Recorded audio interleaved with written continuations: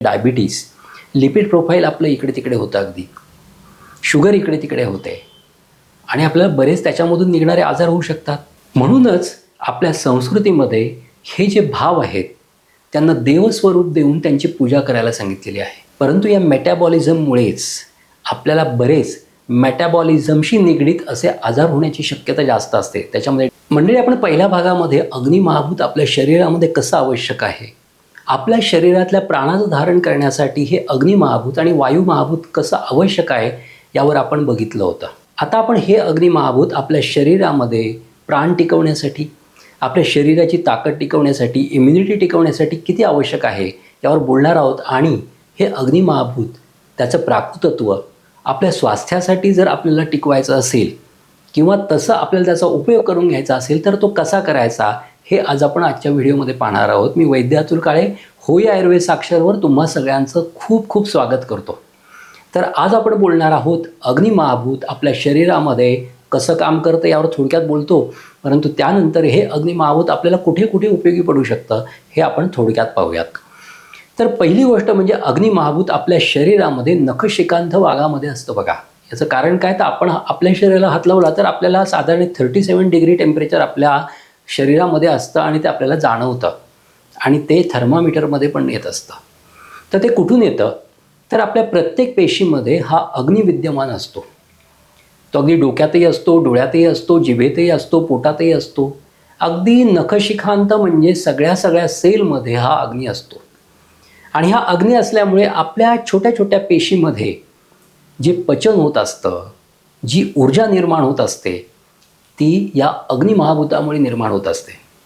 आता ही ऊर्जा जर आपल्याला नीट निर्माण करायची असेल तर तुम्हाला समजलंच असेल की आपल्या शरीरामध्ये अग्निमहाभूत हे अतिशय उत्तम दर्जाचं, उत्तम प्रतीचं असावं. आणि ते जर नसेल तर आपल्याला बरेच आजार होऊ शकतात. अपचनाचे आजार होऊ शकतात, आळस येऊ शकतो, कफाचे आजार होऊ शकतात. एक गोष्ट कधी लक्षात ठेवा की कफ आणि पित्त हे विरुद्ध आहेत. कफ आणि अग्नी हे विरुद्ध आहेत. जर कफ वाढला तर अग्नी कमी होणार आहे आणि अग्नी वाढला तर कफ कमी होणार आहे. आणि आपल्या शरीरामध्ये या दोन्हींचा बॅलन्स आवश्यक असतो. अग्नी खूप वाढला तरी चालणार नाही, कारण त्याच्यामुळे शरीरामध्ये जळजळ, पित्ताचे आजार, डोळ्यांची जळजळ, त्वचेची आग या सगळ्या गोष्टी होऊ शकतात. कफ वाढला तर खोकला, सर्दी, नंतर त्वचा म्लान होणे, त्वचा निस्तेज होणे, पांढुरकी होणे असे आजार होऊ शकतात. मग यासाठीच आयुर्वेदाने बॅलन्स सांभाळायला सांगितले. त्याला म्हणायचं धातुसाम्य, दोषसाम्य, म्हणजे तुमच्या शरीरातले दोष हे सम राहिले पाहिजेत. आता हा अग्नी जर व्यवस्थित आपल्या शरीरामध्ये असेल तर आपली भूक फार छान असते, आपली पचवण्याची ताकद जास्त असते आणि भुकी तो सुखी. सुखी म्हणजे काय, आरोग्यवान. तर आपली भूक जर चांगली असेल तर आपण घेतलेलं अन्न, खाल्लेलं अन्न हे व्यवस्थित आपण पचवू शकतो आणि ते पचलेलं अन्न, त्याचा आहारच चांगला निर्माण होऊ शकतो. आणि पुढे जर आपल्या पोटातला अग्नी चांगला असेल तर पांचभौतिक अग्नी पण चांगला असतो, ज्याला आपण मेटाबॉलिझम असं म्हणतो. सगळा खेळ मेटाबॉलिझमचाच आहे.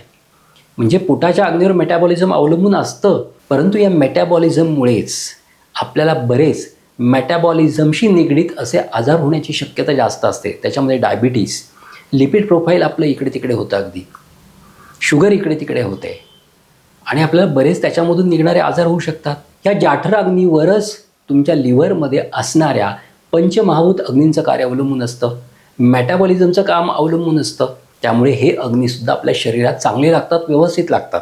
यासाठीच आपला जाठर अग्नी आधी चांगला हवा. आणि ह्या पंचमहाभूत अग्नीनंतर येतात सप्तधातू अग्नी. रसाचा अग्नी आहे, रक्ताचा अग्नी, मांसाचा अग्नी आहे, मेधाचा अग्नी आहे, अस्थिचा अग्नी आहे, मज्जेचा अग्नी आहे आणि शुक्राचा अग्नी आहे. असे सप्तधातू अग्नी जर व्यवस्थित असतील तर आपल्या शरीराचं आरोग्य चांगलं राहतं. आपल्या शरीरामध्ये ओझ हा अतिशय चांगल्या पद्धतीने व्यवस्थित निर्माण होतो. त्याच्यामुळे आपली इम्युनिटी चांगली होते, व्याधी प्रतिकार क्षमता चांगली वाढते. यासाठी आपल्या शरीरामध्ये अग्निप्राकृत हवा, अग्निमहाभूत चांगलं हवं. आपण आपल्या अग्नीला जी शक्ती घेत असतो ना, ती सूर्यापासून घेत असतो. आता तुम्ही विचार करा, सूर्य जर नसता तर काय झालं असतं? सगळी अंधारमय सृष्टी झाली असती. कुठल्याही गोष्टीमध्ये तेज नसतं आणि ते तेज नसल्यामुळे त्या वस्तूमध्ये अग्नी पण नसता. म्हणजे पंचमहाभूतामध्ये जे अग्निमहाभूत आहे तेच गाळलं गेलं असतं. मग उपयोग काय झाला असता? तर त्याच्यामुळे या सृष्टीमध्ये जीवचैतन्य नसतं, या पृथ्वी तलावर सृष्टी नसते आणि सगळी आपली पृथ्वी विराण असते. त्याच्यामुळे सूर्याला अतिशय महत्त्व आहे, जो आपल्या शरीरामध्ये तेज महाभूताची निर्मिती करतो, आपल्याला अग्नी देतो, आपल्याला भूक देतो आणि आपल्या डोळ्यांना बघण्याची ताकद पण देतो. कारण डोळ्यांची देवता ही आयुर्वेदामध्ये सूर्यदेवता म्हणून सांगितलेली आहे. आता सूर्य नसतं तर काय झालं असतं? आपण काहीही बघू शकलो नसतो. कुठलं कमळ, कुठलं गुलाब, कुठला लाल रंग, कुठला पिवळा रंग हे अजिबात आपण पाहू शकलो नसतो. हे तुम्ही मान्य करा.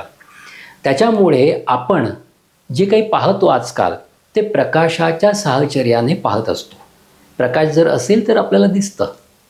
आपण दिवसा फिरत असतो, तो सूर्याचा प्रकाश असतो म्हणून आपण सगळ्या गोष्टी पाहू शकतो. रात्रीचा आपला दिव्यांचा उजेड असतो, त्याच्यामुळे आपण पाहू शकतो. त्याच्यामुळेच आपण प्रकाशाच्या सापेक्षतेने पाहत असल्यामुळे आपल्या डोळ्यांची देवता ही सूर्यदेवता म्हणून सांगितलेली आहे. त्यामुळेच सूर्याचं महत्त्व आपल्या जीवनामध्ये हे अनन्यसाधारण असल्यामुळे सूर्याचे उपासक आपल्या संस्कृतीमध्ये आपल्याला पाहायला मिळतात. सूर्याची अर्घ्यपूजा देताना आपल्याला हे उपासक पाहायला मिळतात. याचं कारण आपल्या संस्कृतीमध्ये कृतज्ञ भाव आहे बघा.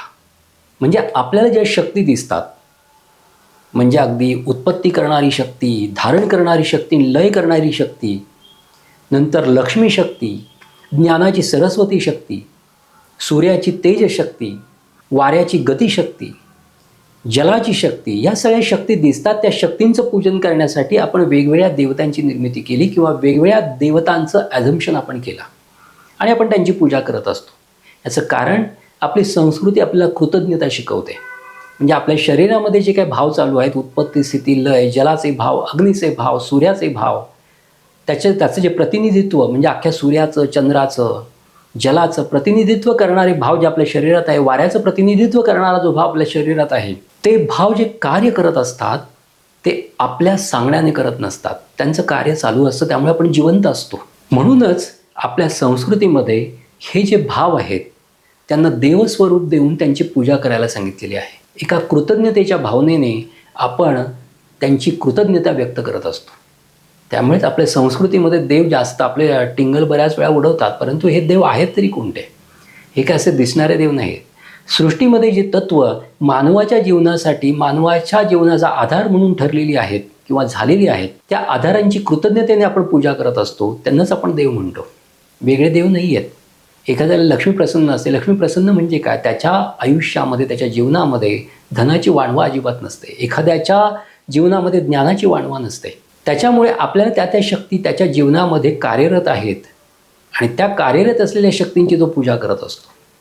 वेगळं काही नाही आहे. कुणाला सरस्वती अशी दिसत नाही, कुणाला लक्ष्मी अशी दिसत नसते. आपल्याला ती जाणीव करून घ्यावी लागते, समजून घ्यावी लागते की आपल्या जीवनामध्ये कोणती शक्ती आहे आणि आपल्या जीवनामध्ये कोणती शक्ती यावी यासाठी आपण उपासना केली पाहिजे.